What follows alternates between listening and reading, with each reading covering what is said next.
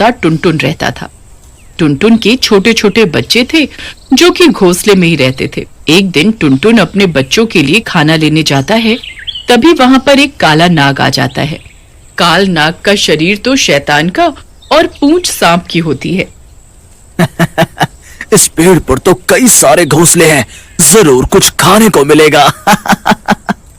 ऐसा कहकर काल नाग उस पेड़ पर चढ़ जाता है और टुनटुन के घोंसले के पास जाकर बोलता है, इतने प्यारे तोते के बच्चे, मजा आ जाएगा इन्हें खाकर, इनका नरम नरम मांस। आज तो पार्टी है मेरी। तभी एक बच्चा कालनाग को देखकर बोलता है, ए नाग, यहाँ से भाग जाओ, नहीं तो मेरे पापा टुनटुन आकर तुम्हें मारेंगे। तेरा बाप मारेगा मुझे। वो तोता है तोता, इस जंगल में मेरा राज है। ऐसा कहकर काल नाग टुनटुन के सारे बच्चों को मारकर खा जाता है और वहां से चला जाता है। रात में टुनटुन तोता बच्चों के लिए खाना लेकर आता है, लेकिन अपने बच्चों को न पाकर दुखी हो जाता है और रोने लगता है। मेरे बच्चे कहाँ गए? कोई तो बताओ, अभी तो वो उड़ भी नहीं सकते थे। तभी वहां एक कौवा आता है और टुनटुन तोते को बोलता है, रो मत टुनटुन, भगवान तेरे बच्चों की आत्मा को शांति दे। हमारे जंगल में एक काल नाग आ गया है, उसी ने तेरे बच्चों को मारा है। तो तुमने कुछ किया क्यों नहीं? सब मिलकर उस काल नाग को मार डालते।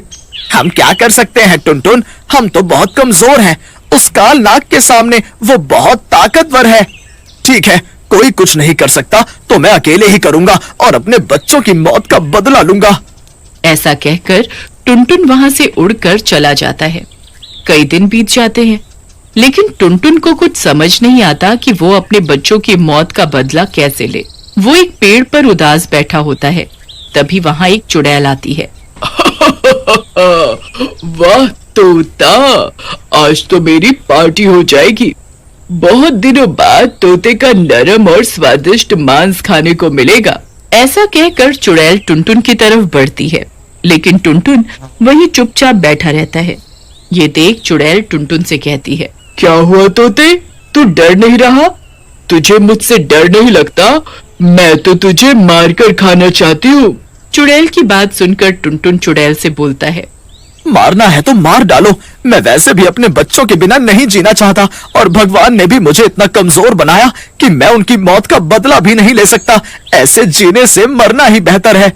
टुनटुन की बात सुनकर चुड़ैल सोच में पड़ जाती है और बोलती है, चल छोड़ देती हूँ तुझे।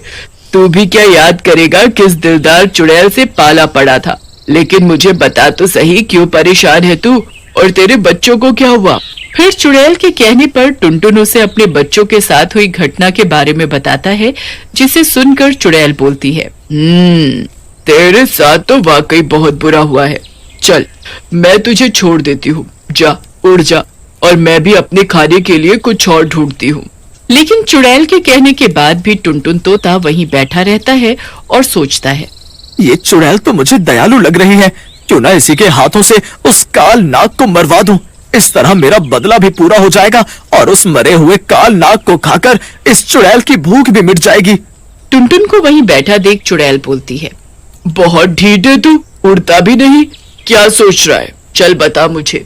चुड़ैल जी, आप इतनी ताकतवर हो, आप मेरी मदद करो ना उस काल नाग से बदला लेने में। मुझे कोई मदद नहीं करनी है, चल अब तू फुट यहाँ से।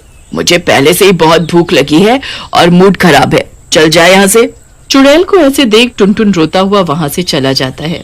लेकिन चुड़ैल को अपने व्यवहार पर बहुत दुख होता है और वो टुनटुन को ढूंढने लगती है। मैंने उस बेचारे तोते के साथ सही व्यवहार नहीं किया, मुझे उससे माफी मांगनी चाहिए। उधर टुनटुन एक पेड़ पर सो रहा होता है। तभी वहां कालनाग आ जाता है और टुनटुन को देखकर बोलता है, एक और तोता, लगता है इस जंगल में तोते बहुत हैं, मजा आ जाएगा इस तोते को खाकर। कितना मोटा ताजा है ये। कालनाग सोते हुए टुनटुन के पास पहुंच जाता है और जोर से फुफकारता है। कालनाग की फुफकार सुनकर टुनटुन उठ जाता है। उठ गया तोते तू। आज मैं खाऊंगा तुझे, तेरा नरम नरम मांस। ऐसा कहकर कालनाग अपने विशाल मुंह को टुनटुन की तरफ बढ़ाता है, लेकिन तभी वहां चुड़ैल आ जाती है और उसका मुंह पकड़ लेती है। दुष्ट कालनाग, मेरे होते हुए तू टुनटुन को कुछ नहीं कर सकता। चुड़ैल कालनाग को उठाकर पेड़ से नीचे फेंक देती है। चुड़ैल जी, आपका शुक्रिया, आपने मेरी जान बचा ली, नहीं तो ये काल नाग मेरी जान ले लेता। तुम भागो यहाँ से, ये कोई आम सांप नहीं है, ये कालनाग है, शैतानी सांप, इससे तो मैं भी नहीं लड़ सकती। तुम भागो यहाँ से। टुनटुन वहाँ से उड़ जाता है। उधर कालनाग गुस्से में उठता है और वो गुस्से से आग उगलने लगता है। चुड़ैल, तूने इस तोते को बचाकर मुझसे दुश्मनी मोल ले ली है। अब मैं पहले तुझे मारूंगा, फिर इस छोटे से तोते को। कालनाग अपने मुंह से आग की लपटें निकालता है और चुड़ैल की ओर फेंकता है। चुड़ैल बुरी तरह झुलस जाती है। आह, ये तो आग निकाल रहा है मुंह से, मैं इसका मुकाबला नहीं कर पाऊंगी, मुझे अभी यहाँ से निकलना चाहिए। ऐसा कहकर चुड़ैल भी वहाँ से भाग जाती है। ये देख कालनाग जोर जोर से हंसने लगता है। क्या हुआ चुड़ैल, कहाँ भाग रही है? बहुत बहादुर बन रही थी तू। कालनाग के एक ही प्रहार ने तेरी सारी हेकड़ी निकाल दी, लेकिन मैं तुझे छोड़ूंगा नहीं। चुड़ैल वहाँ से भागकर टुनटुन तोते के पास पहुँचती है। टुनटुन तोता उसकी हालत देखकर बोलता है, अरे बाप रे, ये दुष्ट कालनाग तो सच में बहुत ही ज्यादा ताकतवर है। मुझे माफ कर दो चुड़ैल जी, मुझे बचाने के चक्कर में आपकी ऐसी हालत हुई। कोई बात नहीं टुनटुन, कई दिनों बाद मेरे हाथों कोई अच्छा काम हुआ है, लेकिन हमें उस कालनाग से जल्दी ही छुटकारा पाना होगा, नहीं तो वो इस जंगल के सभी जानवरों को एक एक करके खा जाएगा। लेकिन चुड़ैल जी, जब आप उससे लड़ नहीं पाई तो कौन उस शैतान से लड़ पाएगा? लगता है इस जंगल में कोई जिंदा नहीं बचेगा। तभी चुड़ैल और टुनटुन को दूर जंगल में एक आग जलती हुई दिखाई देती है। ये देख चुड़ैल टुनटुन से बोलती है, अरे टुनटुन, इस जंगल में ये आग की रोशनी कैसी? हमें वहाँ चलकर देखना चाहिए। फिर टुनटुन और चुड़ैल उस आग वाली जगह पर पहुँच जाते हैं। वहाँ एक साधु बाबा हवन कर रहे होते हैं। उनके पास ही एक पवित्र त्रिशूल रखा होता है।